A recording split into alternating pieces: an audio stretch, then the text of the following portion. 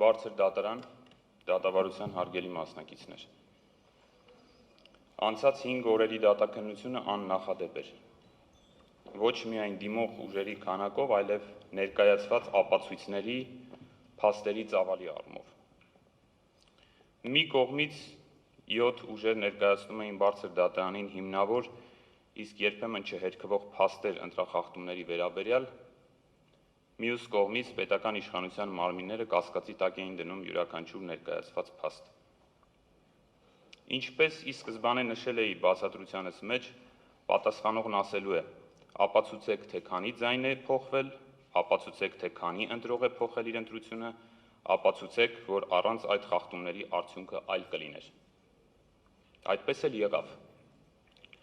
Իսկ ո՞րն է այս գործով ապացուցման առարկան կամ գործի մեխը։ Այն, որ անկախ քանակից ներկայացրած փաստերը ողջամիտ կասկածից վեր ձևավորում են այն համոզմունքը, որ ընտրությունները չեն եղել ազատ եւ հավասար, կամ որ նույնն է, ընտրողների ազատ կամքի վրա եղել է ապօրինի ազդեցություն։ Որոնք էին այդ փաստերը։ Դեռ հունիսի 14-ին նիստում Կենտրոնական ընտրական հանձնաժողովին էինք ներկայացրել կուսակցություններից մեկի հիմնադրամի հայտարարագրում տեղ գտած ոչ ճիշտ տեղեկությունների մասին տվյալներ եւ ապացույցներ։ Այդ նույն հարցը բարձրացրել ենք նաեւ այստեղ, այս դատարանի առաջ։ Թեստը պարզ է։ Պետք է ստուգել, թե արդյոք կգերազանցեր քաղաքացիական պայմանագրի նախընտրական հիմնադրամի օրենքով սահմանված չափը, եթե անհատույց գույքերը ձեռք բերվեին վարձակալությամբ։ Պատասխանը մեզ համար հստակ է։ Իհարկե կգերազանցեր։ Քանի որ 20,000 ՀՀ դրամով նախընտրական քարոզարշավի ժամանակ հնարավոր չէ գույք վարձակալել Պրոշյան համայնքում։ Ոչ էլ 50,000 դրամով Երևանի Մամիկոնյանց փողոցում, այն էլ 1.5 ամիս ժամկետով։ Բոլոր պայմանագրերը կնքված են 1.5 ամիս ժամկետով։ Մենք չենք ասում, թե անհատույց գույք չի կարող օգտագործվել։ Մենք ասում ենք, եթե այդպես է, ապա պետք է արտացոլվի վարձակալությանը համարժեք շուկայական արժեքը, ինչպես որ պահանջում է ընտրական օրենսգիրքը։ Իսկ այդ արժեքը, ինչպես հենց քաղաքացիական պայմանագրի հայտարարագրի վարձակալած գույքերի մասին տվյալներ բաժնում է արտացոլված, անգամներ ավելի բարձր է անհատույց օգտագործման համար տրամադրված գույքի արժեքից։ Անհատույց օգտագործման համար ներկայացված գումարների չափը անգամներ պակաս է նաև այլ ուժերի համանման տվյալների հետ համեմատելիս։ Օրինակ, Բարգավաճ Հայաստան կուսակցությունը ևս ունի անհատույց օգտագործման վերցված գույք, բայց արժեքները, որոնք նշված են, անհամեմատ են քաղաքացիական պայմանագրի ներկայացրած թվերին, ընդ որում խոսքը վերաբերում է նույն վարչական տարածքներին եւ նույն համայնքներին։ Մենք չենք ասում, որ կոռուպցիայի կանխարգելման հանձնաժողովի աուդիտորների ստանդարտը սխալ է կամ ընդհանրապես կիրառման ոչ ենթակա։ Այդ ստանդարտը ուղղակի չի վերաբերում այս գործին եւ այս դեպքին, քանի որ ընտրական օրենսգրքի պահանջն է նշել ստացված գույքի կամ ծառայության, այս դեպքում անհատույց հանձնված գույքի պարագայում անհատույց ուրեմն գույքը անհատույց հանձնելու պայմանագրի շուկայական արժեքը։ Հետևաբար պետք է նշվեր մեկ շատ պարզ տվյալ, ինչ կարժենար անհատույց տրամադրված գույքը, եթե այն վարձակալվեր։ Եվ եթե նշվեր վարձակալության շուկայական արժեքը կավելանար, այդ դեպքում նախընտրական հիմնադրամը, խոսքը վերաբերում է 130 անշարժ գույքերի։ Իհարկե կավելանար։ Համանման իրավիճակ ունենք նախընտրական քարոզարշավի ժամանակ նույն ուժի կողմից քարոզարշավի ընթացքում ներգրավված անձանց վարձատրության կամ վարձատրության բացակայության դեպքում այդ աշխատանքները շուկայական արժեքով հիմնադրամում արտացոլելու հետ։ Ընտրական օրենսգրքի 27-րդ հոդվածի առաջի մասի համաձայն ընտրություններին մասնակցող կուսակցությունները նախընտրական քարոզչության նախապատրաստման, կազմակերպման եւ իրականացման հետ կապված ծախսերը իրականացնում են նախընտրական հիմնադրամի միջոցների հաշվին բացառությամբ սույն օրենսգրքով նախատեսված դեպքերի։ Չեք գտնի մեկ դրույթ, որտեղ օրենսգիրքը բացառում է աշխատակիցների, քարոզիչների կամ բուկլետ բաժանողների վարձատրության կամ դրան հավասարեցված շուկայական արժեքի արտացոլումը հիմնադրամում։ Եթե պայմանական ընդունենք, որ դրանք չպետք է ներառվեին, ինչը այդպես չէ, հիմնադրամի ծախսերի բաժնում, ապա ինչու էր Կենտրոնական ընտրական հանձնաժողովը միասյան թևերից պահանջում ներկայացնել բոլոր աշխատակիցների շուրջ 260, մոտ 260, աշխատանքային կամ ծառայությունների մասնման պայմանագրերը եւ դրանք ներառել նախընտրական հիմնադրամում։ Հիմա ունենք հետեւյալ իրավիճակը։ Ըստ այստեղ ներկայացված փաստերի, քաղաքացիական պայմանագրի 588 գրասենյակներում առնվազն 1 աշխատակից կարող էր լինել։ Այդ գրասենյակները օգտագործում էին նախընտրական քարոզարշավի ժամանակ եւ չնչին է հավանականությունը, որ դրանցից ոչ մեկ չի համակարգվել ինչ որ անձի կամ անձանց կողմից, կամ որ ամբողջ քարոզարշավի ընթացքում այդ գրասենյակները կողպված են եղել։ Եթե միջին կամ միջինից ցածր չափով հաշվարկենք գրասենյակը համակարգողի վարձատրությունը, բոլոր հարկերը, պահումները, սոցիալական վճարները եւ այլն ներառյալ 100,000 դրամի չափով, ապա կունենանք չհայտարարագրված 58,800,000 դրամ։ Կգերազանցեր քաղաքացիական պայմանագրի նախընտրական հիմնադրամը ՀՀ ընտրական օրենսգրքով նախատեսված շեմը, եթե ներառվեին աշխատակիցների վարձատրության կամ դրանց շուկայական արժեքի վերաբերյալ տվյալները։ Իհարկե կգերազանցեր։ Ես չեմ խոսում մյուս գործընկերների կամ մյուս դիմումատուների կողմից բարձրացված այն փաստարկների մասին, որոնք վերաբերում են դրոն շոուների արժեքների սխալ կամ թերի ներկայացված լինելուն եւ նույն կերպ ազդում են հիմնադրամի օրենքով սահմանված շեմի ավելացման վրա։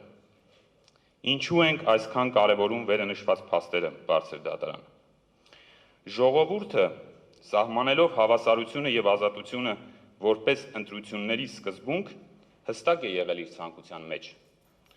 Քաղաքական ուժերը պետք է ունենան հավասար հնարավորություններ եւ մրցեն հավասար պայմաններում։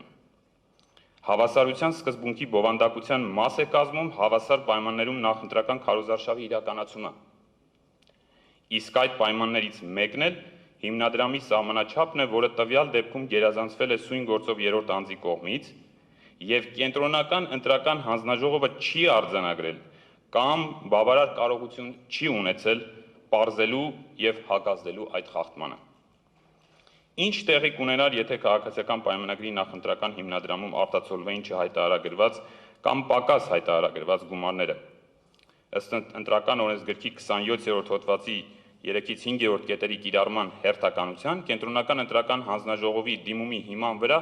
դատարանը ուժը կորցրած էր ճանաչելու սույն գործով երրորդ անձի ընտրական ցուցակի գրանցումը, եւ սա իմպերատիվ պահանջ է։ Հավասարության սկզբունքի խախտման մեկ օրինակ եւս, ամենապարզ դրսևորմամբ։ Դուք բոլորդ այս դահլիճում ներկա գտնվողները, կարծում եմ, տեսել եք նարնջագույն սրտիկներով կապույտ մեքենաները։ Դրանք 1-2 օր նույնիսկ կանգնած էին Սահմանադրական դատարանի շենքի դիմաց։ Դրանք բոլորը, անխտիր բոլորը, կահավորված են Հայաստանի Հանրապետության կառավարության 2005 թվականի 2137N որոշմամբ սահմանված կարգի խախտմամբ։ Այդ կարգի խախտումը առաջ է բերում վարչական պատասխանատվություն վարչական իրավախախտումների վերաբերյալ օրենսգրքի 124.2 հոդվածի հիման վրա, իր բոլոր հետևանքներով, այսինքն վարչական տուգանքի նշանակում եւ իրավախախտման վերացում, այլ կերպ ասած, այդ տեսքով մեքենաները այլևս չպետք է շահագործվեին քարոզարշավի ընթացքում։ Ամբողջ քարոզարշավի ընթացքում դրանք շրջել են Երևանում եւ տարբեր համայնքներում, իսկ առանձին դեպքերում նույնիսկ պարեկների ուղեկցությամբ։ Մեր մայիսի 13-ի հարցմանը, թե տուգանվել են արդյոք այդ մեքենաները կամ դրանց վարորդները կամ այն շահագործող ընկերությունը, ոստիկանությունը ուշադրություն, մայիսի 13-ին դիմել ենք, հունիսի 5-ին նախընտրական քարոզարշավի նախավերջին օրը միայն պատասխանել է, որ դա անձնական տվյալ է եւ չի կարող նման տեղեկություն տրամադրել։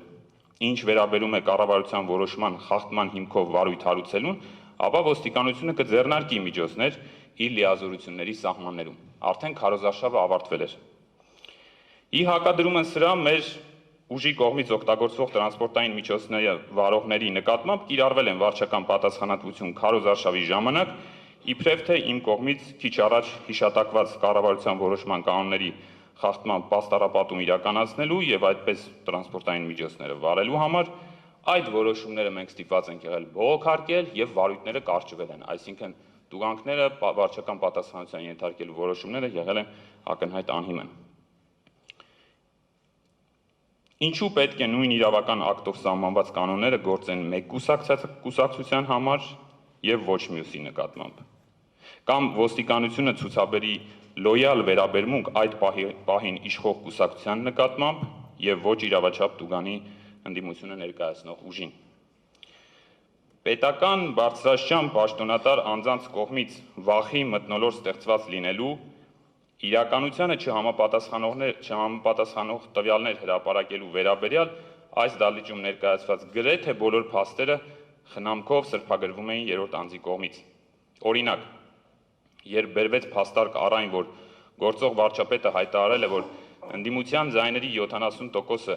ընտրակաշառքի միջոցով է ձևավորված, երրորդ անձը դա ներկայացրեց որպես քաղաքական հայտարարություն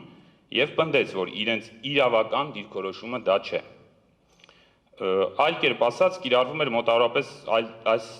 տրամաբանությունը, ես հիշեցնեմ բարձր դատարան, որ եւ Արդարադատության միջազգային դատարանը եւ Մարդու իրավունքների եվրոպական դատարանը վաղուց ձևավորել են նախադեպային իրավունք, որով բարձրաստիճան պաշտոնատար անձանց քաղաքական խոսքին տրվում է իրավական գնահատական։ Մեջբերումներ կարող եմ անել Չիրագովն ընդդեմ Հայաստանի վճռից 177-րդ պարագրաֆ եւ Նիկարագուան ընդդեմ ԱՄՆ-ի գործից Արդարադատության միջազգային դատարանի համապատասխան վճիռ 64-րդ պարագրաֆ։ Քաղաքական գործիչը չի կարող ուղղակի պնդել, որ արել է քաղաքական հայտարարություն եւ այդ հայտարարությունը չգնահատվի իրավական գործընթացներում։ Հիմա, եթե հայտարարվել է, որ 70%-ը ընտրակաշառքով են ընտրել, ուրեմն պետությունը չի ունեցել բավարար ռեսուրսներ ու միջոցներ ապահովելու հավասար պայմաններ, քանի որ ընտրակաշառքը եւս ուղղակի ազդեցություն ունի հավասարության սկզբունքի պահպանման համար։ Նույնը վերաբերում է ատելության հռետորաբանությունը, որը ծայրահեղ դրսևորումներ է ունեցել բարձր դատարան։ Եթե քաղաքացիական պայմանագիրը սահմանադրական մեծամասնություն չստանա, չեմ ասում հաղթի, սահմանադրական մեծամասնություն չստանա, սեպտեմբերին աղետաբեր պատերազմ է լինելու։ Սա ուղղակի մեջբերում էր Նիկոլ Փաշինյանի ելույթից։ Սա ընտրություններին մասնակցող կուսակցության թեկնածուի եւ նույն ժամանակ վարչապետի պաշտոնը զբաղեցնող անձի կողմից ուղիղ սպառնալիք է։ Քիչ թե շատ ընկալունակ ընտրողը հասկանում է մեկ բան. եթե քաղաքացիական պայմանագիրը չլինի, պատերազմ կլինի։ Բայց դարձյալ այս դահլիճում այդ ելույթներն ու խոսքերը ներկայացվեցին որպես քաղաքական կոշտ, սուր կամ չափազանցված եւ ազատ կամքի վրա ազդեցություն չունեցող։ Բարձր դատարան գործի լուծման իրավական ազդեցության տեսանկյունից էական չէ, թե կոնկրետ ում են ուղղված նման կոչերը՝ քաղաքական ուժին, ինչ-որ խումբ մարդկանց, թե կոնկրետ անձի։ Էական է եւ ապացուցողական տեսանկյունից կարևոր, թե ինչպես է ընկալում այդ կոչը կամ ելույթը քաղաքացին, որը ընտրողն է։ Սա է եղել այն միջավայրը, որում պայքարել են քաղաքական ուժերը։ Ինչպես պատասխանողի, այնպես էլ երրորդ անձի կողմից պարբերաբար նշվում էր, որ այո, եղել են խախտումներ, բայց դրանց քանակը բավարար չէ արձանագրելու, որ ազդել են ընտրությունների արդյունքների վրա։ Սակայն բարձր դատարան անվավեր ճանաչելու թեստը ազդեցությունը որպես փաստ գնահատելու մեջ չէ։ Դատարանը, իսկ դրանից առաջ կենտրոնական ընտրական հանձնաժողովը պետք է գնահատեր, թե որքանով խախտումները կարող էին ազդել արդյունքների վրա, նույնիսկ եթե այդ փաստը տեղի չի ունեցել։ Օրինակ, եթե մեկ ձայն մեկ տեղամասում սխալ է հաշվարկվում, ապա այդ խախտումը ազդում է կոնկրետ այդ տեղամասում կոնկրետ արդյունքի վրա։ Բայց այդ խախտումը քիչ ազդեցություն կունենա կամ չի ունենա ամբողջ հանրապետությունում գրանցված արդյունքի վրա։ Կամ եթե ընտրության մասնակցող ուժերից մեկը իր հիմնադրամում պակաս է ցույց տվել մեկ աշխատակցի կամ մեկ տարածքի վարձակալության գումար, դա առաջ կբերի պատասխանատվության հարց ըստ ընտրական օրենսգրքի, բայց չի կարող ազդեցություն ունենալ համապետական ընտրության արդյունքի վրա։ Սակայն եթե բազմաթիվ տեղամասերում տեղ են գտնում ընտրության արդյունքների հաշվարկի սխալներ, քաղաքական ուժերից մեկը նախնական տվյալներով հաղթահարում է ԱԺ անցողիկության շեմը, իսկ վերջնական արդյունքներով ոչ, կուսակցություններից մյուսը նախընտրական հիմնադրամի ճիշտ տվյալներ ներկայացված լինելու դեպքում չէր կարողանա մասնակցել ընտրություններին, ապա այս եւ մնացած բոլոր խախտումների հանրագումարը ողջամիտ կասկածից վեր հաստատում է մեկ փաստ. խախտումները կարող էին ազդել ընտրության արդյունքների վրա։ Եթե լսենք հակառակը պնդող կողմերին, ովքեր պնդում են, թե բավարար չեն եղել խախտումները, որպեսզի հաղթահարեն անվավեր ճանաչելու շեմը, ապա հարց է առաջանում. քանի հատ խախտում պետք է լիներ, որպեսզի ազդեցություն ունենար արդյունքների վրա։ Կա արդյոք որևէ մեկը այս դահլիճում, որ կարողանա հնչեցնել թիվ, արդեն այս պահին առկա արդյունքների վերաբերյալ, թե քանի խախտման դեպքում մենք կունենանք ազդեցություն արդյունքների վրա։ Չկա եւ չի կարող լինել։ Բարձր դատարան, այս դալիճում ներկայացրած փաստերը եւ ապացույցները չեն հերքվել, դրանց վերաբերյալ ներկայացվել է բացատրություն կամ բարձաբանում, որը չի փոխում կամ վերացնում փաստի գոյությունը։ Ողջամիտ կասկածից վեր է, որ նախորդ 5 օրերի ընթացքում ներկայացված փաստերն ու ապացույցները վկայում են մեկ բանի մասին։ 2026 թվականի հունիսի 7-ի այժմընտրությունները չեն անցել հավասարության եւ ազատության պայմաններում։ Այդ երկու սկզբունքները խախտվել են պարբերաբար եւ համակարգված ձևով։ Մեզ համար պարզ է դարձել մեկ բան. եթե ցանկանում ես հաղթել ընտրություններում, ապա պետք է անես այն բոլոր քայլերը, որոնք արգելված են ընտրական օրենսգրքով։ Ձեր կայացրած որոշումը կարևոր է Հայաստանի Հանրապետության Ձեր կայացրած որոշումը կարևոր է Հայաստանի Հանրապետության ամբողջ ժողովրդավարական զարգացման համար։ Այդ որոշումն է, որ կամ վերջ կդնի չփարատված կասկածներին, կամ էլ ավելի կխորացնի հասարակության մեջ արդեն 8 տարի ձևավորվող բևեռացումը։ Կայացրեք այդ որոշումը իսկապես հանուն Հայաստանի Հանրապետության։